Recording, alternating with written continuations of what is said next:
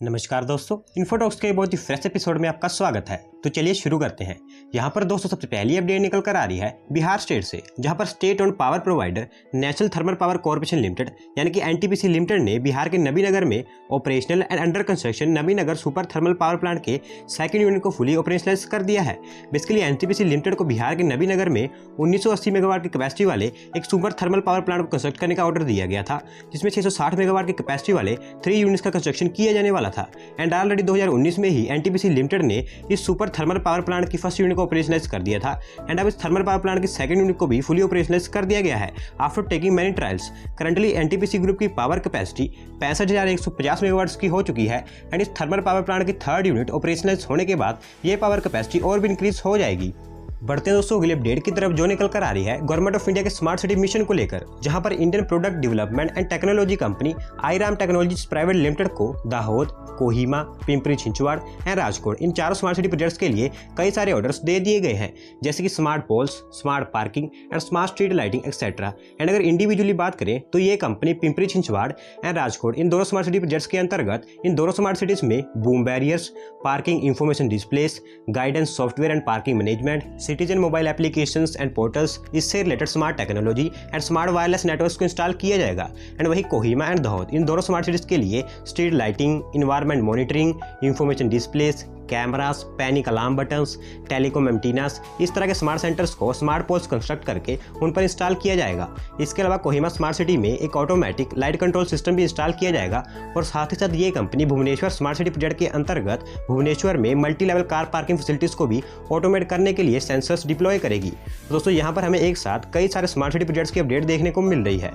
बढ़ते हैं दोस्तों अगली अपडेट की तरफ, जो निकल कर आती है इंडियन स्टॉक मार्केट को लेकर, जहां पर फॉरेन पोर्टफोलियो इन्वेस्टर्स के द्वारा लास्ट फाइनेंशियल ईयर के लास्ट मंथ यानी कि मंथ मार्च में total 17,304 crore rupees Indian stock markets में इन्वेस्ट किए गए हैं। बेसिकली 17,304 करोड़ की फॉरेन डायरेक्ट इन्वेस्टमेंट में से फॉरेन पोर्टफोलियो इन्वेस्टर्स ने 6,822 करोड़ इंडियन डेट मार्केट्स में इन्वेस्ट किए हैं। वहीं remaining 10,482 crore Indian equity market में इन्वेस्ट किए गए हैं। वैसे अगर देखें तो फरवरी मंथ में इंडिया में 23,663 करोड़ की फॉरेन डायरेक्ट इन्वेस्टमेंट देखने को मिली थी, जो कि मार्च मंथ के कंपैरिजन में थोड़ी ज्यादा है। पर क्योंकि पिछले कुछ समय से भारत में कोरोना का ग्राफ फिर से ऊपर जाता जा रहा है, तो ये भी काफी बड़ा रीजन है कि एफडीआई मार्च मंथ में फरवरी के कंपैरिजन में कम देखने को मिली है। लेकिन इसके कम होने का सबसे बड़ा रीजन बॉन्ड यील्ड का राइज होना है, क्योंकि अगर बॉन्ड यील्ड राइज होगा तो ऑटोमेटिकली लोग इक्विटी एंड स्टॉक मार्केट्स में इन्वेस्ट नहीं करेंगे, जिसका असर हमें वर्ल्ड के ऑलमोस्ट सभी कंट्रीज के स्टॉक मार्केट्स पर देखने को मिला है। लेकिन इसका असर इंडियन स्टॉक मार्केट पर काफी कम देखने को मिला है when compare to other countries, क्योंकि इसके बावजूद इंडियन स्टॉक मार्केट में 17,304 करोड़ की फॉरेन डायरेक्ट इन्वेस्टमेंट देखने को मिली है,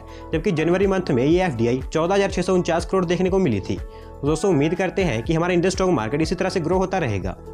यहाँ पर दोस्तों अगली अपडेट निकल कर आ रही है union territory Jammu and Kashmir से, जहाँ पर Jammu and Kashmir union territory के लेफ्टिनेंट गवर्नर मनोज सिन्हा जी के द्वारा जम्मू एंड कश्मीर के पावर इंफ्रास्ट्रक्चर को और स्ट्रॉन्ग एंड स्ट्रेंथन करने के लिए 17 पावर प्रोजेक्ट्स का इनॉग्रेशन कर दिया गया है। ये सभी पावर प्रोजेक्ट्स नॉर्थ कश्मीर के बारामूला डिस्ट्रिक्ट में इनॉग्रेट किए गए हैं, जिनके डेवलपमेंट के लिए 118.91 करोड़ रुपीज खर्च किए गए हैं। बेसिकली सभी प्रोजेक्ट्स बारामूला डिस्ट्रिक्ट के remote areas and remote village में लॉन्च किए गए हैं, जिस कारण इनके बारे में ज़्यादा इंफॉर्मेशन सामने निकल कर नहीं आए हैं। लेकिन इस तरह के पावर प्रोजेक्ट्स की यूनियन टेरिटरी में खास जरूरत है, क्योंकि J&K के यूनियन टेरिटरी में अभी भी बहुत सारे ऐसे एरियाज हैं जहां पर या तो इलेक्ट्रिसिटी सिर्फ 1 से 2 घंटे के लिए अवेलेबल है, और या तो इंडिपेंडेंस के बाद उन एरियाज के लोगों को कभी इलेक्ट्रिसिटी मिली ही नहीं है। लेकिन अब धीरे धीरे हमारी सेंट्रल गवर्नमेंट इन चीज़ों पर भी खास ध्यान दे रही है।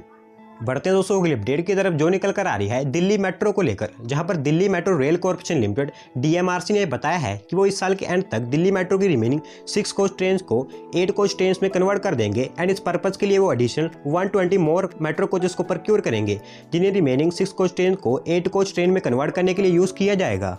करंटली दिल्ली मेट्रो के पास टोटल 336 मेट्रो ट्रेन की फ्लीट है, जिसमें से 181 6 कोच मेट्रो ट्रेन है, 133 8 कोच मेट्रो ट्रेन है एंड 22 4 कोच ट्रेन की फ्लीट है। लेकिन DMRC का कहना है कि day by day Delhi metro में पैसेंजर्स की संख्या बढ़ती जा रही है, एंड क्योंकि अभी कोरोना पैंडेमिक चल रहा है तो ऐसे में सोशल डिस्टेंसिंग मेंटेन करना भी जरूरी है, जिस कारण DMRC इन 6 कोच मेट्रो ट्रेन को 8 कोच मेट्रो ट्रेन में कन्वर्ट करने का प्रोसेस फास्ट ट्रैक बेसिस पर डाल दिया है। इन 120 एडिशनल मेट्रो कोचेस में से 40 मेट्रो कोचेस को बम्बार्डियर ट्रांसपोर्टेशन से प्रोक्योर किया जाएगा, एंड रिमेनिंग 80 मेट्रो कोचेस को भारत अर्थ मूवर्स लिमिटेड BEML से प्रोड्यूस किया जाएगा। एंड इसके अकॉर्डिंग ब्लू लाइन में 9 6 कोच ट्रेन को 8 कोच ट्रेन में कन्वर्ट किया जाएगा। रेड लाइन पर 39 6 कोच ट्रेन को 8 कोच ट्रेन में कन्वर्ट किया जाएगा। एंड वही येलो लाइन में 12 6 कोच ट्रेन को 8 कोच ट्रेन में कन्वर्ट किया जाएगा। DMRC का कहना है कि वो इस फेज 1 को इस साल के एंड तक कंप्लीट कर लेंगे एंड रिमेनिंग 6 कोच ट्रेन को फेज 2 एंड फेज 3 में 8 कोच ट्रेन में कन्वर्ट किया जाएगा।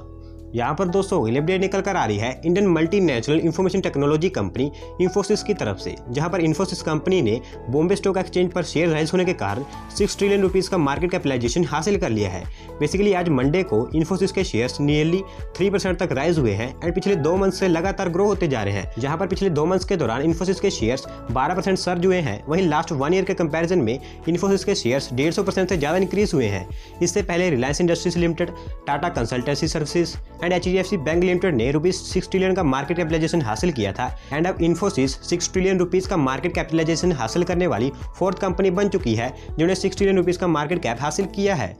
बढ़ते हैं दोस्तों अगली अपडेट की तरफ, जो निकल कर आ रही है हमारी ministry of commerce and industry की तरफ से, जहां पर उन्होंने देश में कई सारे copper and aluminium made products and items की डोमेस्टिक मैन्युफैक्चरिंग को बूस्ट करने के लिए 46 कॉपर एंड 43 एल्यूमिनियम आइटम्स को इंपोर्ट के लिए इंपोर्ट रजिस्ट्रेशन करवाना कंपलसरी कर दिया है। बेसिकली इस पर्पस के लिए ministry of commerce and industry ने एक ऑफिशियल नोटिफिकेशन इशू किया है, जिसके अकॉर्डिंग जो businessman in specified copper and aluminium products and items को दूसरी कंट्री से इंपोर्ट करेंगे, उनको इन मेंशन प्रोडक्ट्स के इंपोर्ट के लिए एक ऑनलाइन सिस्टम पर एडवांस इंफॉर्मेशन सबमिट करनी होगी एंड इंपोर्ट के लिए गवर्नमेंट से ऑटोमेटिक रजिस्ट्रेशन नंबर भी रिसीव करना होगा, जिसके लिए इन्हें स्पेसिफाइड फीस भी पे करनी होगी। बेसिकली एज यू नो कि सेंट्रल गवर्नमेंट उनके आत्मनिर्भर भारत मिशन के अंतर्गत इंपोर्ट डिपेंडेंसी को कम कर रही है एंड इंपोर्ट डिपेंडेंसी तभी कम होगी जब प्रोडक्ट्स की domestic manufacturing and production India में ही हो। And currently ministry of commerce and industry ने इस नोटिफिकेशन में जो specified copper and aluminium products को मेंशन किया है, उनकी प्रोडक्शन इंडिया में इतनी लार्ज स्केल पर नहीं होती है, क्योंकि अगर बिजनेसमैन इन थिंग्स को दूसरी कंट्री से इंपोर्ट करेंगे तो obviously domestic production large scale पर नहीं होगी। एंड इसलिए इस डोमेस्टिक मैन्युफैक्चरिंग प्रोडक्शन को बूस्ट करने के लिए ये इनिशिएटिव लिया गया है, जो in copper and aluminium products की इंपोर्ट शिपमेंट्स को डिस्करेज करेगा। अगर कुछ प्रोडक्ट्स की बात करें तो कॉपर आइटम्स जैसे कि refined copper, copper bars, blister copper, sanitary ware, copper alloys and similarly aluminium products like wire rods, इग्नोर्स, aluminium scrap, aluminium tubes and pipes जैसे प्रोडक्ट्स के इंपोर्ट को डिस्करेज किया जाएगा। एंड गवर्नमेंट का ये इनिशिएटिव काफ़ी सक्सेसफुल भी रहेगा, क्योंकि इससे पहले भी आयरन एंड स्टील के सेवरल टाइप्स ऑफ गुड्स के इंपोर्ट को कम करने के लिए गवर्नमेंट ने इसी तरह का सिमिलर इनिशिएटिव लिया था। यहाँ पर दोस्तों अगली अपडेट निकल कर आ रही है यूनियन मिनिस्ट्री ऑफ फाइनेंस की तरफ से, जहाँ पर उन्होंने गवर्नमेंट ऑफ इंडिया की स्टैंड अप इंडिया स्कीम के अंतर्गत दलित एंड वुमेन एंटरप्रेन्योरशिप के ग्रोथ के लिए 25,586 करोड़ रुपीस सैंक्शन कर दिए हैं। बेसिकली देश में schedule castes and schedule tribes यानी कि SC ST एंटरप्रेन्योर्स के ग्रोथ के लिए, स्पेसिफिकली वुमेन एंटरप्रेन्योर्स के ग्रोथ के लिए हमारी सेंट्रल गवर्नमेंट ने स्टैंड अप इंडिया प्रोग्राम को लॉन्च किया था, जिसके according central government SC ST entrepreneurs and women entrepreneurs को soft bank loans and simple funding provide करेगी, ताकि वो एंटरप्रेन्योरशिप बिल्ड कर सके। एंड उसी के अंतर्गत ये 25,586 करोड़ की सिंपल फंडिंग अप्रूव कर दी गई है। बेसिकली देश में women entrepreneurs family support and financial support जैसी प्रॉब्लम्स के कारण ग्रो नहीं हो पाती हैं एंड अल्टरनेटिवली उनके ड्रीम्स को पूरा नहीं कर पाती हैं, लेकिन इनके ग्रोथ के लिए सेंट्रल गवर्नमेंट कई सारी स्कीम्स पर काम कर रही है, जिसमें से स्टैंड अप इंडिया प्रोग्राम भी एक ऐसी ही स्कीम है। एंड करंटली स्कीम के अंतर्गत 1,14,322 बेनिफिशरीज को इसका सपोर्ट मिल चुका है।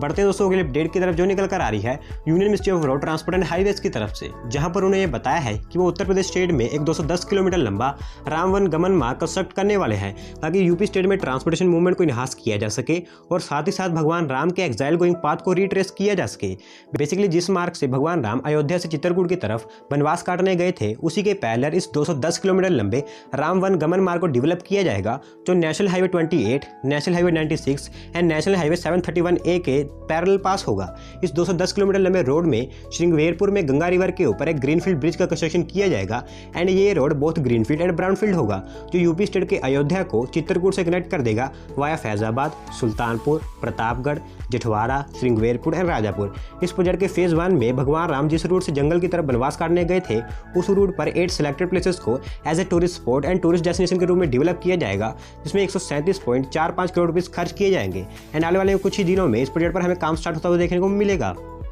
तो दोस्तों आज की वीडियो में बस इतना ही। अगर आप अपनी तरफ से कोई अपडेट सबमिट करना चाहते हैं तो डिस्क्रिप्शन में दिए गए लिंक पर क्लिक करके सबमिट कर सकते हैं। और अगर आज की वीडियो पसंद आई हो तो वीडियो को लाइक करें, चैनल को सब्सक्राइब करें। धन्यवाद आपका वीडियो को देखने के लिए।